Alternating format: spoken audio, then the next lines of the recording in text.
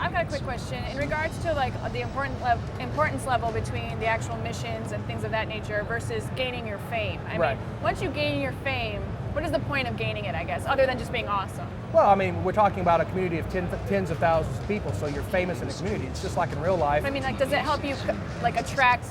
Is there a thing out there that says all of a sudden, like, this person's numero uno, bad guy list, let's all go attack? Absolutely. Okay. Yeah, definitely. As you're playing the game in the district itself, you can go in, and as you build up that success, we'll throw the whole district at you if you get too far out of line. That's pretty cool. Okay. That's pretty cool. Yeah. So when you think of MMO, and we've had that, associated with this game for a while, a lot of constructs come to mind. People think of Warcraft immediately. They think of stats. So maybe you can explain to us a little bit Sometimes they think of Hello Kitty Online. Sometimes they think of Hello Kitty. Just throwing that out there. But how can you explain to us how this is different from that? Because it's not traditional questing structure, is it? Yeah. So the idea is we're completely player driven. Okay. You can either go in and have these open world activities where you're going in and doing your own thing, deciding exactly what you're going to do, or you can pledge the personalities that exist in the world. So you go and you meet, like, for example, Zombie, who's the big skater guy, as a criminal leader. You go in and pledge with him, and he tells you what to do. But if you don't want to listen to what he wants you to do, you can just go do your own thing. That's pretty cool. It's a lot of freedom. I'm a big lone wolfer. I hate the fact that one of my biggest complaints in MMOs is that I feel like I'm forced to group with others, and I don't necessarily want to do that.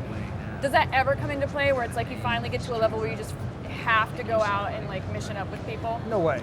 No. You can go all the way through. Yes. So the way the matchmaking works is you go in, you pick what you want to do, and if you're by yourself, we're going to find a challenge for you. So if you're really good at the game, that may be 4 people against you, it may be 10 people against you, it may just be one really good player against you. So you can play the game by yourself, with your friends, or with your whole army. And so then, because you said it's so open world, it's like the leveling system's not necessarily traditional. Right. You've got weaker players at that point, and then you've got higher players.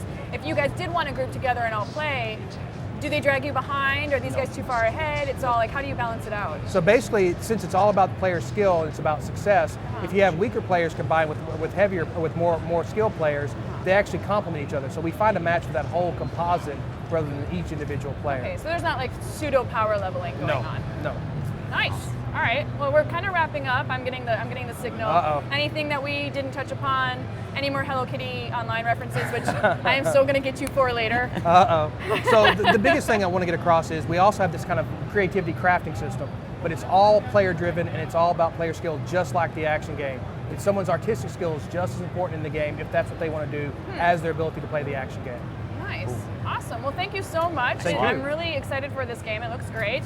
Thanks, guys. MMO fans should definitely keep their eyes peeled for this one. Stay tuned. We'll be back with a look at the highly anticipated God of War 3 from the E3 show floor.